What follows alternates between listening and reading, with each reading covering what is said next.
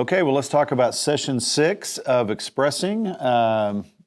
You're almost to the end of this particular journey with these participants, but this is a session about spiritual warfare, and it's it's a very important session. It's one that you could really spend 9 months talking about spiritual warfare. There's so many scriptures, so much to talk about our enemy and how we fight that, but.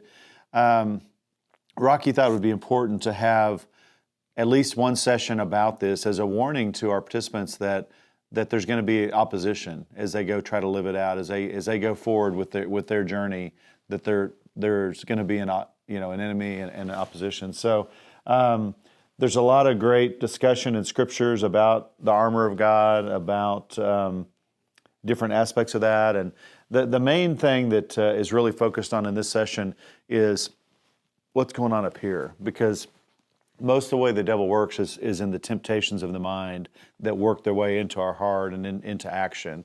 And but all sin pretty much starts with a thought. And so learning how to guard our hearts and minds in Christ Jesus, learning how to take thoughts captive and all that. So anyway, you're just going to be going through all of that with them and going through some of the scriptures.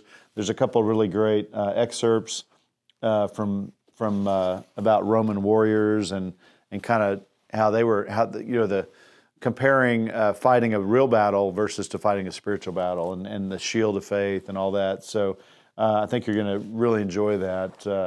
It's funny if any of you ladies are going through this. Our experience is women love these kind of war metaphors and all that just as much as men do. So even though a lot of this was written for men, women seem to really enjoy it as well.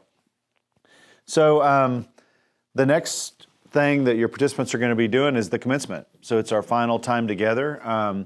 This is where this book comes into play. Their main assignment really before commencement is to read this book, and you're going to discuss it at commencement.